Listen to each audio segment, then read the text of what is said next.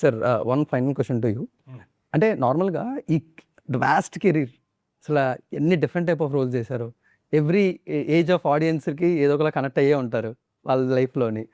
And ఇప్పుడు ఇలాంటి మూమెంట్లో సార్ స్టిల్ ఆ థ్రైవింగ్ కానీ లేకపోతే ఇంకా డిఫరెంట్గా ట్రై చేయాలి ఎలాంటి టైప్ ఆఫ్ ప్లాన్స్ ఉంటాయని సార్? ఎందుకంటే ఆ పీక్ ఆఫ్ ద కెరీర్లో ఉంటారు కదా యాక్టర్స్ అనేవాళ్ళు, మీలాంటి వాళ్ళు కొంతమంది ఉన్నారు అందులో తెలుగు ఇండస్ట్రీలో. So me plan of action అనేది ఎలా ఉంటుంది? నెక్స్ట్ పెద్ద స్టార్తో చేయాలా, చిన్న వాళ్ళకి వెళ్ళి వాళ్ళకి మన గైడెన్స్ ఇవ్వాలా, వాళ్ళకి మన సపోర్ట్ ఇవ్వాలా, లేకపోతే ఇంకా డిఫరెంట్ టైప్ ఆఫ్ రోల్స్ చేయాలా, ఎలా ఉంటుందండి? రేపు నేను చేసే దాంట్లో ఉండే అంటే డైవర్సిఫికేషన్ ఉండాలి క్యారెక్టర్స్లో. ఒకదానికి ఒకటి సంబంధం లేకుండా ఉండడం కోసం ట్రై చేస్తాం. కొన్ని రావు, కొన్ని ఒక మూసలో వస్తాయి. అయినా కానీ అది చేసుకుంటూ వెళ్ళాలి. ఎప్పుడో ఒకటి వస్తుంది, అది పిక్ చేసుకోవాలి. అది జాగ్రత్తగా బాగా ఎఫెక్టివ్గా మనం పర్ఫామ్ చేయాలి. చేస్తే అది ఇంకొక 5 ఏళ్ళు 2 ఏళ్ళు 3 ఏళ్ళు మన జర్నీని ముందుకు తీసుకెళ్తుంది. సో అలాగే లక్కీగా నాకు నేను పర్ఫామ్ చేసేటప్పుడు అంతా కూడా నాకు మైల్ రాయలు అని నా జీవితంలో అంటాం కదా, ఇది బాగా చేశాడు, ఇది బాగా చేశాడు, అలా అవి కంటిన్యూ చేసే నన్ను.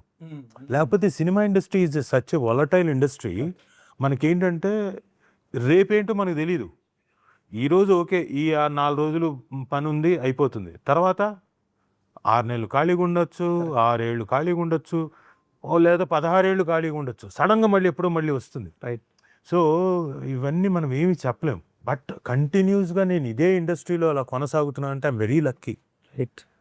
ఆ లక్ దీనికి నా ఒక్క లక్కే కాదు, ఆ భగవంతుడి దయ ప్లస్ జనాలు కూడా యాక్సెప్టెన్స్.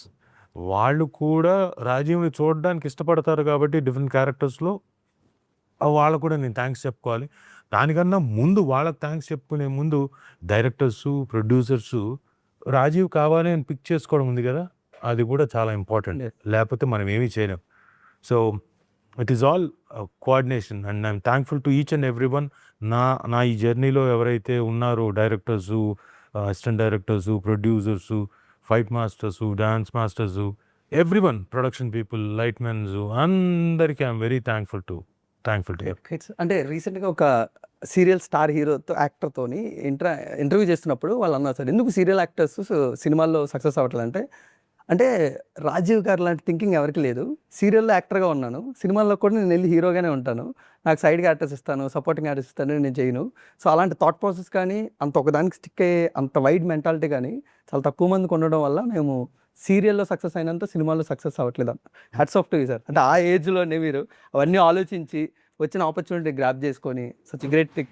బట్ మీకు ఈ మైల్ రాయల్ అన్నారు కదా సార్, 1 or 2, 3 ఫిల్మ్స్ ఎప్పుడైనా నేను ఖాళీగా ఉన్నప్పుడు నా పర్ఫార్మెన్స్ నేను చూసుకోవాలంటే అలాంటి ఒక 2-3 పర్ఫార్మెన్స్ ఏమైనా ఉంటాయి సార్? చాలా ఉన్నాయి. అలా నేను చూసుకోవాలంటే ఫస్ట్ నేను చెప్పేది సూర్యపుత్రులు ఒకటి ఫస్ట్, తర్వాత రాంబంటు బాగానే ఉంటుంది, అది కూడా డిఫరెంట్. ఆ తర్వాత లాంగ్ దీంట్లో అలా అలా ట్రావెల్ చేసుకుంటూ వస్తే ఈవీవి గారిది నాకు కన్యాదానం. ఓకే, ఆ 10 ఏళ్ల స్పాన్లో అంటే ఇప్పుడు చెప్పాడు కదా, నా వయసు అటు కాదు ఇటు కాదు, అటు ఫ్రెండ్ చేయలేము, ఇటు హీరో చేయలేము, పిల్లోడు చేయలేము, అలాంటి ఏజ్ గ్రూప్లో ఉన్నప్పుడు. తర్వాత ఎప్పుడైతే పర్లేదు అనుకున్న టైంలో టెలివిజన్కి వెళ్ళిపోయాను, టెలివిజన్లో బిజీగా ఉన్నాను. ఆ టెలివిజన్ నుంచి సడన్గా నేను సినిమాల్లోకి రావడానికి కారణం స్టూడెంట్ నంబర్ 1. సో ఆ స్టూడెంట్ నంబర్ 1 చాలా ఇష్టం నాకు. ఎందుకంటే నాకు కత్తికి 2 వైపుల పదునులాగా క్యారెక్టర్కి 2 షేడ్స్ ఉంటాయి.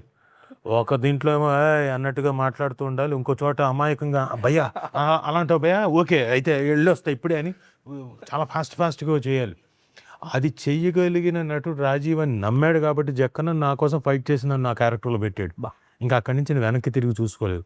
సో స్టూడెంట్ నంబర్ 1 తర్వాత నాకు సై, విక్రమార్కుడు, అలాగే నాకు బాగా ఇష్టం అంటే మా ఫిల్మ్ బై అరవింద్ స్వామి గొప్పగా ఆడలేదు కానీ అందులో నా విలని చూసి చాలామంది నన్ను బాగా తిట్టుకున్నారు. సో అదొకటి. చాలా ఉన్నాయి. ఇప్పుడు Janata garage, Nannaku Prematho, love story, lover, Narappa. అసలు నారప్ప గెటప్పే డిఫరెంట్గా ఉంటుంది, అది చూస్తేనే దాంతోటే నాకు విపరీతమైన మార్కులు వచ్చేస్తాయి. పర్ఫార్మెన్స్ సంగతి తర్వాత, ముందు గెటప్పే విపరీతంగా నచ్చింది. సో చాలా ఉన్నాయి అలాంటి సినిమాలు. కొన్ని మిస్ అయ్యి క్షమించాలి ఎవరైనా, అంటే కొన్ని మాత్రం ఏవో చెప్తూ వచ్చాను కాబట్టి. సో చాలా ఉన్నాయి. ఇప్పుడు అలా ఇది కూడా నాకు తెరచాప కూడా నేను రేపు పొద్దున్న చెప్పుకునే దాంట్లో ఉంటుంది అని ఆశిస్తున్నాను. Fantastic sir. అంటే మేము మీ నుంచి కోరుకునేది ఒకటే సార్, మమ్మల్ని మోటివేట్ చేయండి, మమ్మల్ని ఎంటర్టైన్ చేయండి అంతే. తప్పకుండా Till the last. తప్పకుండా. Thank you.